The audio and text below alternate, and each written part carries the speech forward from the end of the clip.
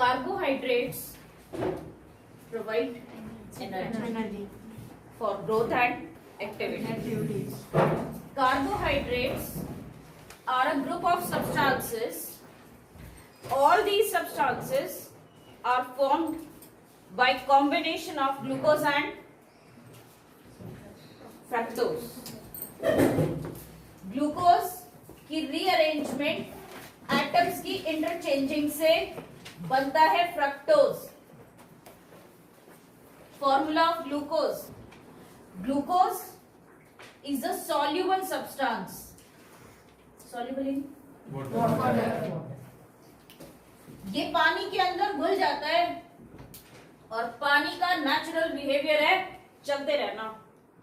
तो ये पानी के साथ साथ चलता रहेगा और एक जगह रुकेगा नहीं. Glucose joins with another glucose.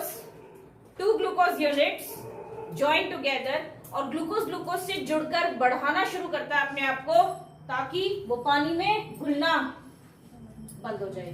पानी में घुलेगा नहीं तो जहां पर इकट्ठा है वहीं पर ही रहेगा, इधर उधर मूव नहीं कर पाएगा. इस प्रोसेस से हर सेल अपने लिए ग्लूकोज को स्टोर कर पाएगी, लेकिन एज अ ग्लूकोज स्टोर नहीं कर पाती. ग्लूकोज की जॉइंट प्रोडक्ट को स्टोर करता है. ग्लूकोज और ग्लूकोज जब जुड़ने लगते हैं तो जब 2 ग्लूकोज आपस में ज्वाइन कर जाते हैं तो जो फॉर्मूला बनता है, जो स्ट्रक्चर बनता है, उसका नाम क्या? माल्टोज. चने की सब्जी अच्छी लगती है, माल्टोज उसमें ही होता है. चने में बहुत ज्यादा माल्टोज फिल्ड होता है. That contains a large quantity of maltose. और जुड़ते गए, 2 ही जुड़े तो माल्टोज, और जुड़ते चले गए, बहुत सारे जुड़ गए तो हिमांशी क्या? Many thousands. प्लांट या तो माल्टोज की फॉर्म में स्टोर करेगा और या तो फिर किसकी फॉर्म में स्टोर करेगा? ठीक है. Glucose and fructose they join together to form a structure sucrose. हमारे पास कार्बोहाइड्रेट इन सबको कहते हैं. ग्लूकोज भी कार्बोहाइड्रेट है. ग्लूकोज से जो भी चीज बन रही है, जुड़ रही तो रहा है, ग्लूकोज टूटेगा तो ग्लूकोज ही तो मिलेगा. जो भी चीज बन रही है, हर इस चीज को हम कहते हैं कार्बोहाइड्रेट. कार्बोहाइड्रेट में अल्टीमेट न्यूट्रिएंट जिसकी हमें रिक्वायरमेंट होती है, दैट इज ग्लूकोज. हम माल्टोज खा रहे हैं, पर्पस क्या है? क्या चाहिए हमें? ग्लूकोज. हम स्टार्च खा रहे हैं, पर्पस क्या है? हमें क्या चाहिए? ग्लूकोज. हम कोई भी शुगर सब्सटेंस खा रहे हैं, हमारा पर्पस सिर्फ एक है कि हमें क्या चाहिए होता है? ग्लूकोज. प्लांट में ग्लूकोज अगर स्ट्रेट मैनर में ज्वाइन करते चले जाएं तो बन जाता है starch. When glucose joins in a reverse manner then the structure formed is cellulose. अगर सेल्यूलोज ब्रेक करेगा तो भी ग्लूकोज मिलेगा, अगर स्टार्च ब्रेक करेगा तो भी ग्लूकोज मिलेगा. लेकिन ब्रेक कहाँ और कैसे किया जा रहा है वो तरीका अलग है. ब्रेक किया जाता है सेल्यूलोज को अपेंडिक्स में. क्या हमारी अपेंडिक्स काम करती है? Do you know about appendix? Digestive system पढ़ा है पहले कभी? उसमें एक छोटा सा स्ट्रक्चर बनाते हैं लार्ज इंटेस्टाइन के साथ में, जिसको कहते हैं अपेंडिक्स. ये ऑर्गन तो है हमारी बॉडी में, लेकिन ये काम नहीं करता. ऐसे ऑर्गन्स जो बॉडी में हैं, हमारे अंदर काम नहीं कर रहे, किसी और ऑर्गेनिज्म में तो काम करते हैं. ऐसे को क्या कहते हैं? ऐसे ऑर्गन्स 3-4 ऐसे ऑर्गन है हमारी बॉडी में जो हैं काम के लिए. Vestigial organ. Such organs are called vestigial. Cow और बफेलो में वेस्टिजियल ऑर्गन, ये जो हमारे अंदर नॉन फंक्शनल है, इनके अंदर फंक्शनल होता है अपेंडिक्स. सेल्यूलोज अगर इनके पास चला जाए बॉडी में तो ये ब्रेक करके ग्लूकोज दे देता है. हमारी बॉडी में सेल्यूलोज चला जाए, ये ब्रेक करके ग्लूकोज देने की कैपेबिलिटी ही नहीं रखता. एज इट इज बॉडी से रिमूव हो जाता है. जब कोई चीज आई विदाउट यूसेज बॉडी से रिमूव हो गई, the process Muskan is called egestion. इस प्रोसेस को हम क्या कहेंगे? Egestion process. When we eat starch, we break down to receive glucose. तो यही प्रॉब्लम हमारी बॉडी में भी आती है कि ग्लूकोज को हम एक जगह स्टोर करके नहीं रख सकते. लेकिन हमारी बॉडी में इतना ग्लूकोज नहीं होता कि हजारों ग्लूकोज यूनिट ज्वाइन कर जाए. हमारी बॉडी में स्टोरेज कम होती है, इसीलिए 100 के करीब ही ग्लूकोज जुड़ पाती है. अब वो है तो स्टार्च पैटर्न ही, लेकिन हम उसको स्टार्च ना कहकर क्या कहेंगे? Glycogen is the storage product in animals and starch is the storage product in plant and they are stored because they are water insoluble. हम इसी को डिटेल करेंगे. कार्बोहाइड्रेट्स में starch, cellulose and glycogen are referred as the whole food.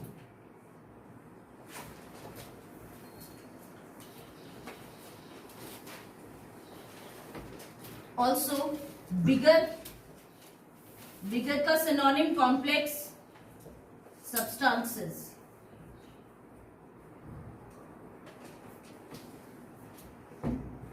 This is the broken fragment. Glucose is the broken fragment. हम बात करेंगे bio की terms में.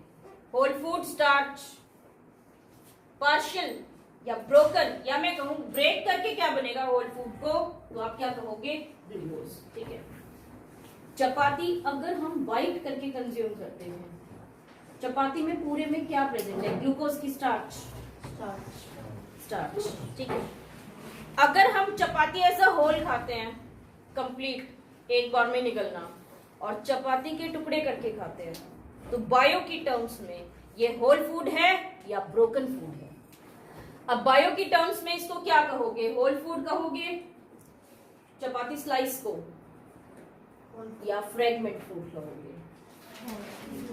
चपाती स्लाइस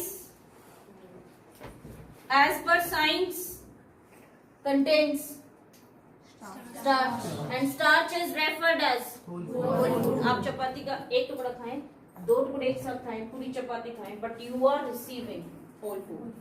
Broken नहीं है. Pizza slices broken की whole. Clear? समझ आ गया यहाँ तक? Now next is modes of nutrition.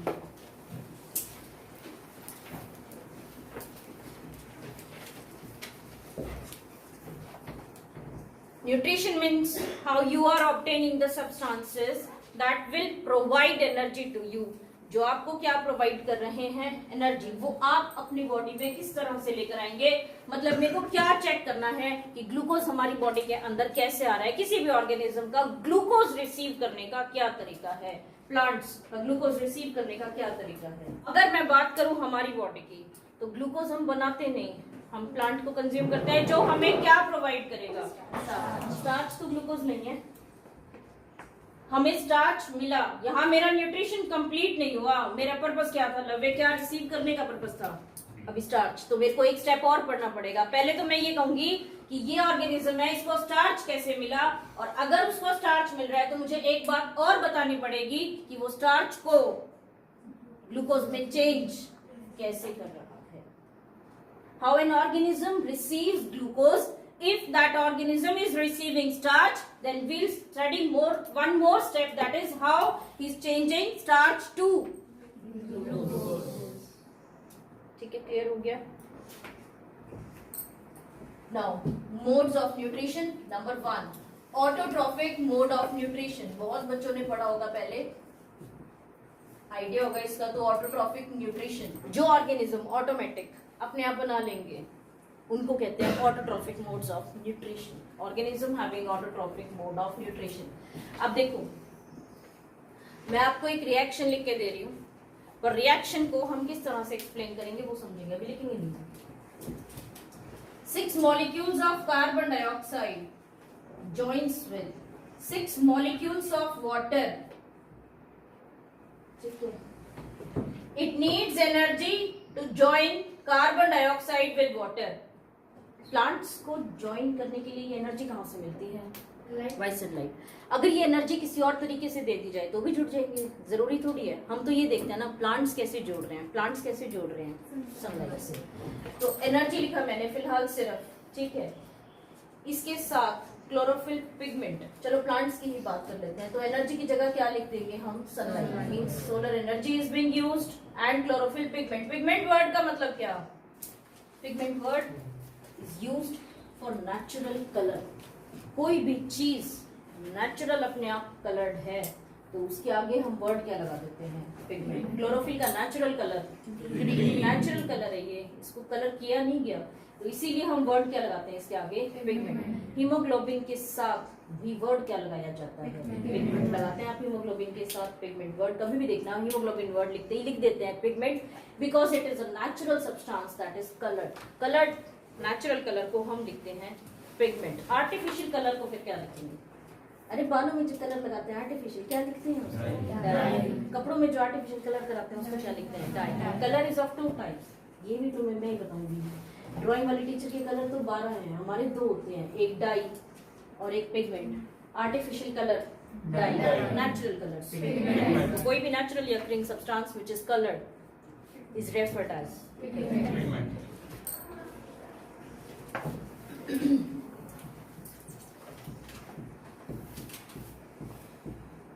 This is glucose. Plant naturally glucose बनाता है। ग्लूकोज अगर रीअरेंज कर जाए तो फ्रक्टोज बन जाता है, बट प्लांट का नेचुरल बनाने का तरीका किसका होता है? ग्लूकोज। ठीक है। नाउ इन दिस रिएक्शन मैं एक चेंज कर रही हूँ, उस चेंज को करने के बाद आप मुझे बताना ये बेटर है कि वो। जब भी आपने पढ़ी होगी तो मेरे ख्याल से यही रिएक्शन पढ़ी होगी फोटोसिंथेसिस के लिए, अगर कभी देखी भी हो। 6 molecules of carbon dioxide reacts with 12 molecules of water in presence of sunlight and chlorophyll. What is the difference between chlorophyll and chloroplast?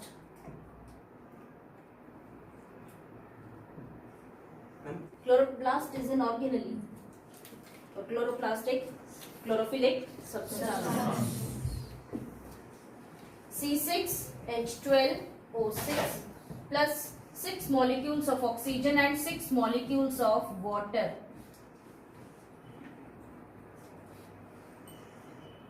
अगर देखा जाए तो 12 वाटर मॉलिक्यूल यूज हुए और 6 वाटर मॉलिक्यूल्स रिलीज हो गए। ठीक है भाई, आपने 12 पेजेस लिए, 6 पेजेस यूज हुए, 6 बच गए। ये रिएक्शन आपको क्लैरिटी से बताती है कि 12 चीजें इस्तेमाल हुई हैं, उसमें 6 वापस बन गई, तो लगभग कितनी इस्तेमाल हुई? 6। ये रिएक्शन सिर्फ ये बताती है 6 net. This reaction gives you a net idea and this reaction clarifies कि शुरुआत में 12 इस्तेमाल हुए, लेकिन प्रोसेस के ड्यूरेशन में 6 वाटर मॉलिक्यूल्स रिलीज हो गए, तो नेट कितने यूज हुए? 6। Which reaction is more informative to you, first और सेकेंड? सेकेंड। तो फोटोसिंथेसिस की हम ये वाली रिएक्शन लिखना प्रेफर करते हैं because it is more appropriate than this one. Now glucose will change into maltose and starch. ठीक है, पर पहले क्या बनता है? ऑटोट्रॉफिक में अब डिफाइन हम लिखना चाहें तो जनरल डिफाइन बनती है। हम फोटोसिंथेसिस को ही डिफाइन करते हैं ऑटोट्रॉफिक में, क्या कि carbon dioxide and water joins in presence of sunlight in presence of chlorophyll pigment to give glucose and oxygen. Now we'll define in terms of organic and inorganic as a simple substance. CO2 को learn करना आसान है आपके लिए कि glucose को learn करना आसान है? CO2। तो क्या मैं इसके साथ सिंपल लिख सकती हूँ? क्या मैं कह सकती हूँ ये भी सिंपल फॉर्मूला है? क्या मैं ग्लूकोज के साथ भी सिंपल लिखूं? सिंपल सा तो नहीं लग रहा, क्या लिखेंगे इसके साथ? Now if I want to define autotrophic mode of nutrition, तो मैं क्या लिखूंगी? This is the mode of nutrition in which an organism, सुन लीजिए पहले मैं लिख दूंगी, an organism combines simple inorganic substances in presence of energy. मैंने नहीं लिखा सनलाइट, भाई एनर्जी चाहिए, वो आपने पढ़ा है कि सनलाइट। मैं भी कुछ ऑर्गेनिज्म ऐसे बताऊंगी जिनको इनको जोड़ने के लिए सनलाइट मिलती ही नहीं, वो किसी और एनर्जी को यूज करके जोड़ देते हैं इनको। तो मैं सनलाइट ना लिखकर कौन सी टर्म लिखना प्रेफर करूंगी? ठीक है, to form complex organic substance. Clear हो गया? Autotrophic mode of nutrition, an organism prepares its nutrient by itself. ठीक है? For this, he joins simple inorganic substances by using energy to form complex organic substances. Clear है यहाँ पर? लिखूं? In this mode of nutrition,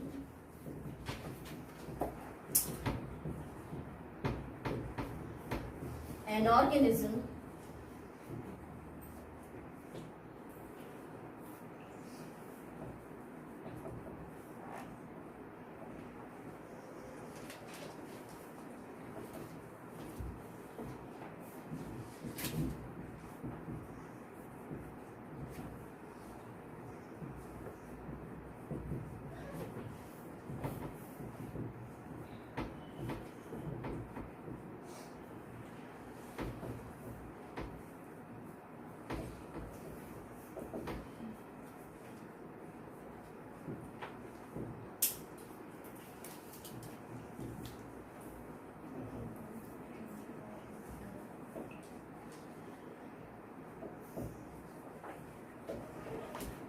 Now we categorize autotrophic mode into two categories.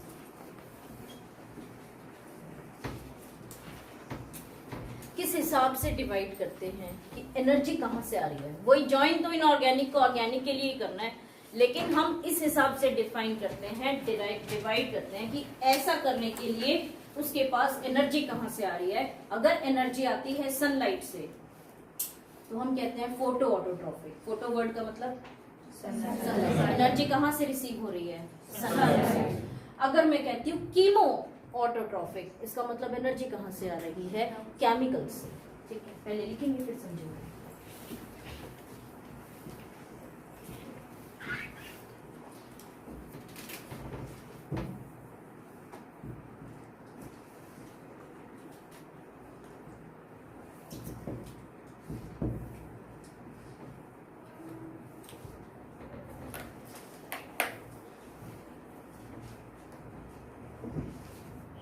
In this process, sunlight is used to join inorganic substances and form organic substances. This mode of nutrition is generally observed in plants. Plants में sunlight को capture करने के लिए chlorophyll pigment present होता है। Bracket में लिख देंगे chlorophyll। यहीं से क्लियर हो जाएगा कि chlorophyll is used to capture the sunlight. This mode of nutrition is also observed in certain algae. Algae अगर green है तो पिगमेंट क्लोरोफिल होगा, पर एल्गी वेरियसली कलर्ड होती है। आपने कौन से कलर की देखी हुई है? इसी एरियाज में जो मेरीन एरिया है वहां पर प्रेजेंट होती है red algae, brown algae, different algae. अगर ये रेड ब्राउन है तो ऑब्वियसली इनके अंदर पिगमेंट कौन सा नहीं होगा? क्लोरोफिल। इनके अंदर दो तरह के पिगमेंट मिलते हैं, एक क्लोरोफिल और दूसरा कैरोटीनॉइड्स। पढ़ा था लास्ट ईयर क्लास 10 में कि क्लोरोफिल होता है। कलरफुल प्लास्टिड पढ़े थे? कहाँ मिलते हैं? प्लांट के कौन से हिस्से में मिलते हैं? Flowers and fruits and algae contain carotenoid. Carotenoids also have a capability to capture the sunlight and prepare the food. Clear है यहाँ तक? Next, chemoautotrophic mode of nutrition. Energy required for this process is obtained from chemical reactions.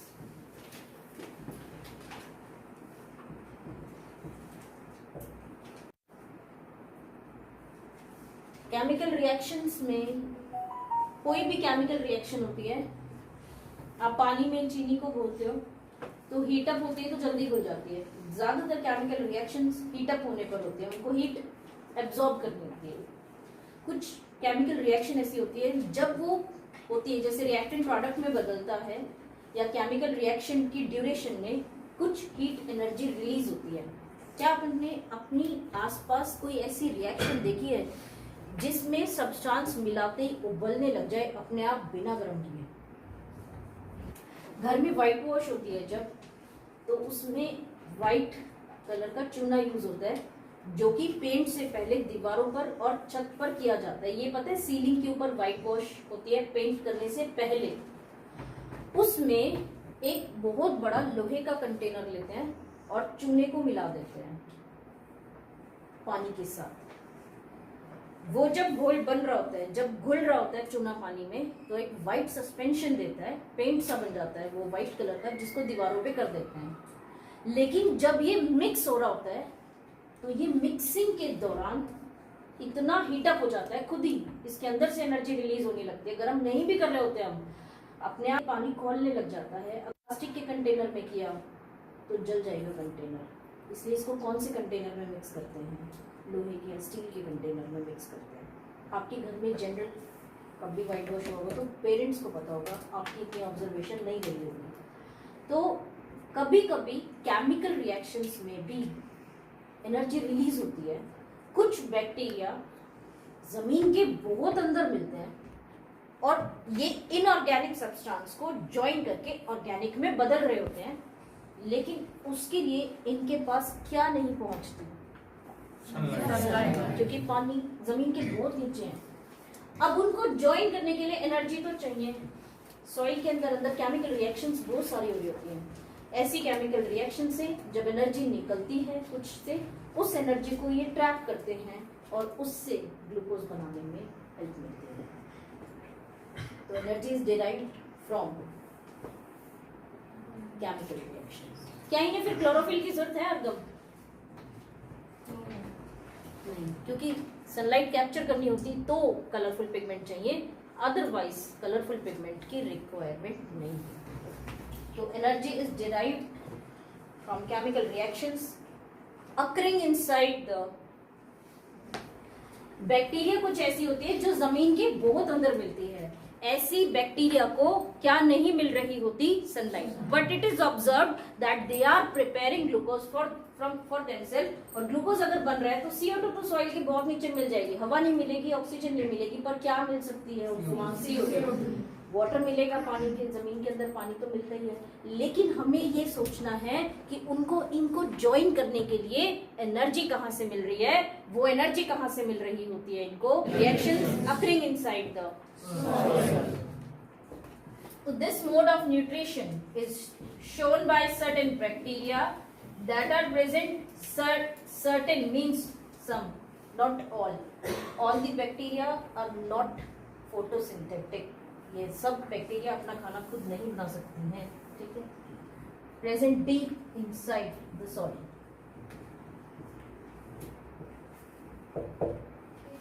खुद नहीं बनाएंगे तो readymade लाएंगे, और जो रेडीमेड दूसरे से बना बनाया ले लेता है न्यूट्रिएंट। ऐसी मोड ऑफ न्यूट्रिशन को हम क्या कहते हैं? Heterotrophic mode of nutrition.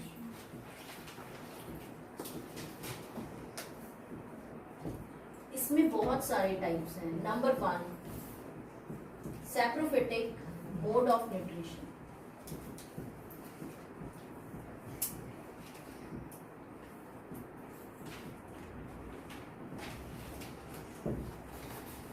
Mushroom क्या है? सब्सटेंसेस व्हाइट कलर का है। प्लांट में क्यों नहीं प्लेस किया? जो प्लांट होगा उसमें प्लांट लाइक स्ट्रक्चर तो है, लेकिन ग्रीन तो नहीं है ना। कौन से कलर का है? व्हाइट। इसका मतलब ये प्लांट की कैटेगरी में प्लेस नहीं होगा। अपना खाना खुद नहीं प्रिपेयर कर सकता, इसको फूड प्रिपेयर करने के लिए बना बनाया कहीं से लेना पड़ता है, इसलिए इसको हम प्लांट कैटेगरी में प्लेस नहीं करते हैं, ठीक है?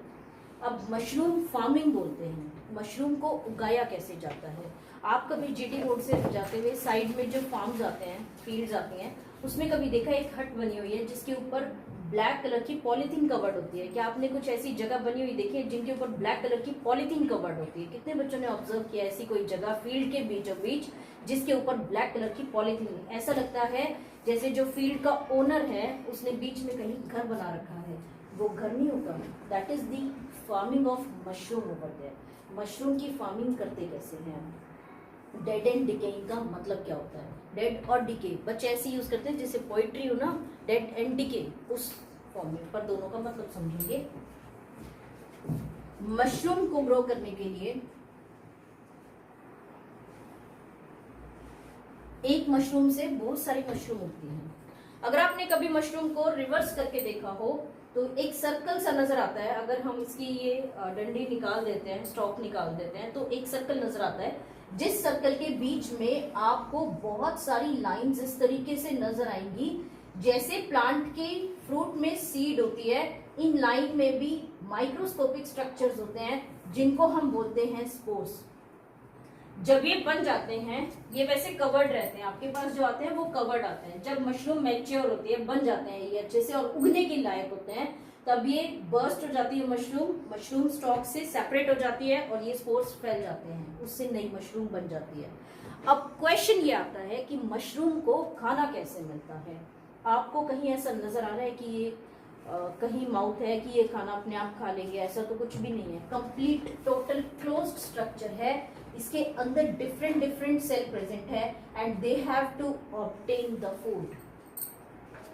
प्लांट लाइवस्टॉक के dead and decaying matter, dead matter ले लो, डेड मैटर हो, ठीक है, या लेफ्ट ओवर्स हो, जैसे प्लांट की लीव्स हैं या प्लांट पार्ट्स हैं, ब्रांचेस हैं जो गिर गई, उनको इकट्ठा करके, लकड़ियां जो गिर गई, और जो डेड एनिमल्स हैं, cow dung, animal dung, donkey dung, goat, जितने भी टाइप के ये एनिमल्स, डोमेस्टिक एनिमल्स रखते हैं, उनका जितना भी डंग मटेरियल है, वेस्ट जितना भी होता है, डेड जितना भी होता है, लेफ्ट ओवर जितना भी होता है, उसमें मिक्स करते हैं ये water. What is the purpose of mixing water, वो भी अभी बताऊं।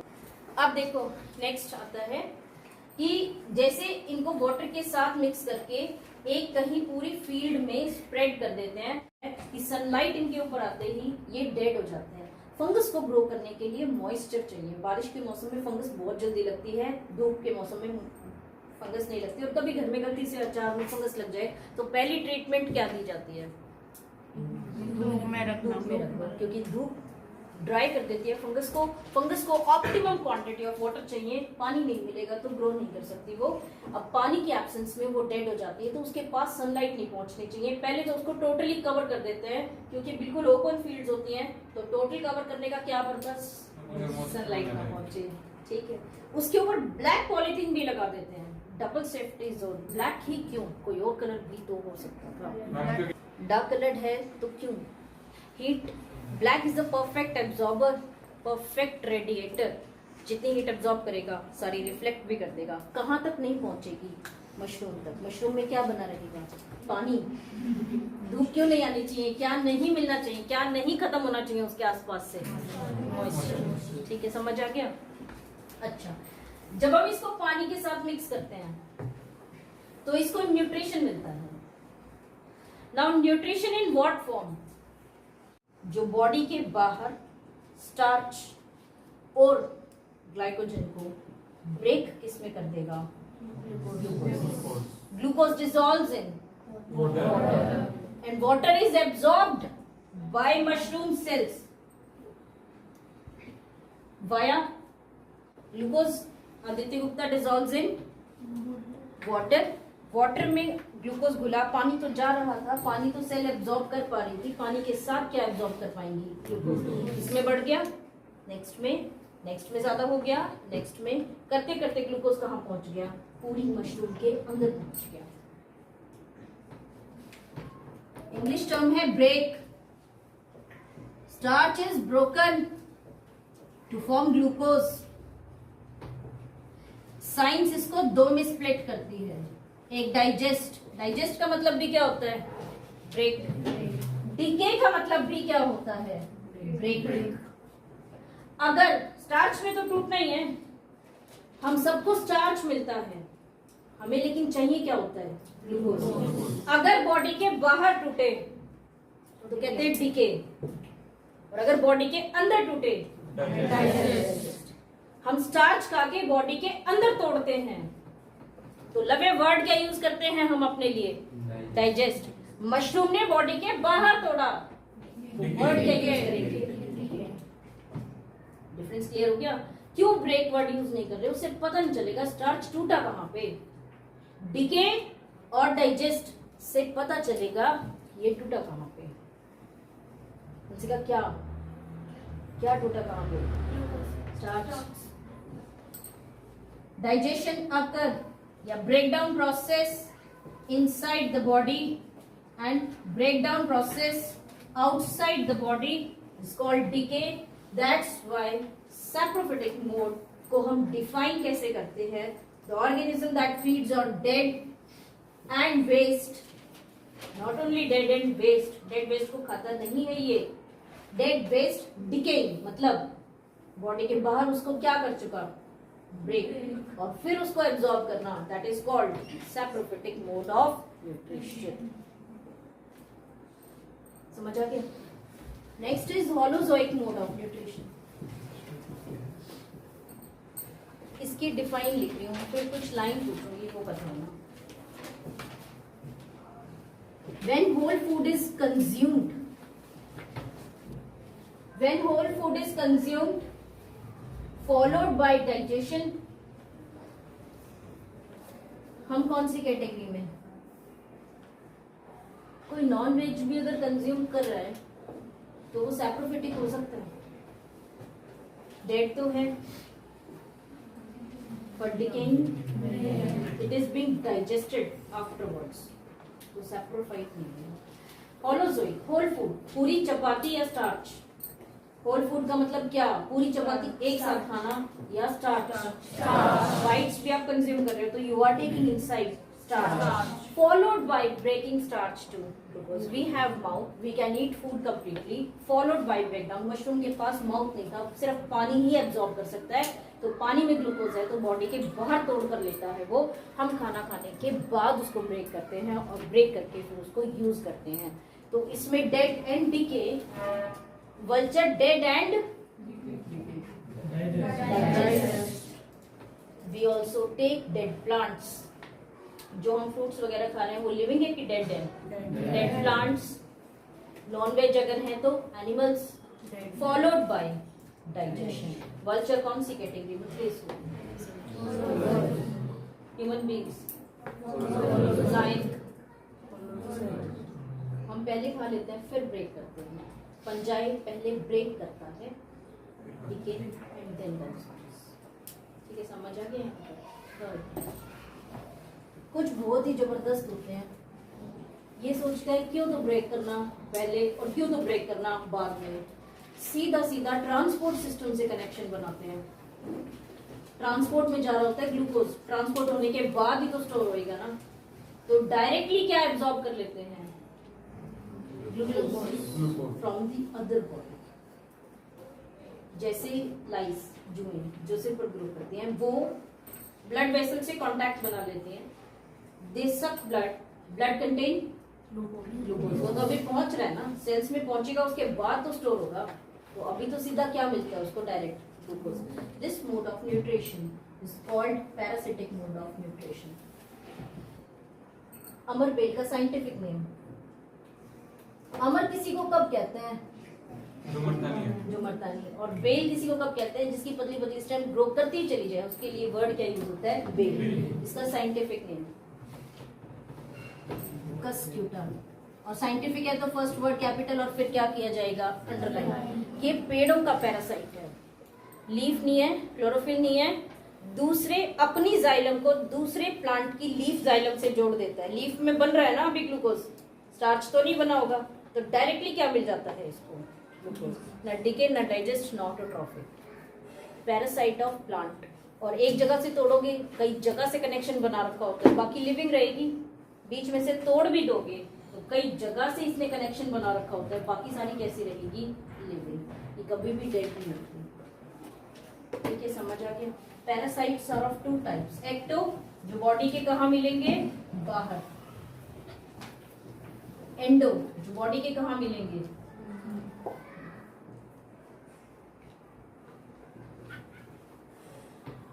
Bacteria are Himanshi endoparasites. They generally directly absorb glucose. Break भी नहीं करते, डिके भी नहीं करते, डाइजेस्ट सीधा ग्लूकोज लेते हैं.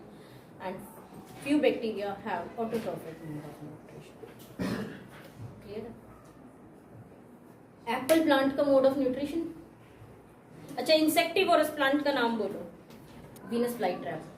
इसका मतलब वो क्या खाता है? इंसेक्टिवोरस का मतलब इसका मोड ऑफ न्यूट्रिशन बताओ. फोटोसिंथेसिस है मेन, ग्रीन लीव्स है सब, ठीक है. नाइट्रोजन की सप्लाई को पूरा करने के लिए मॉस्किटो को ये कंप्लीट ट्रैप करके एब्जॉर्ब कर लेता है. सप्लीमेंट्री मोड है इसका होलोजोइक, लेकिन मेन मोड क्या है इसका? फोटोसिंथेसिस. ऑटोट्रॉफिक प्लस हेट्रोट्रॉफिक में कौन सा?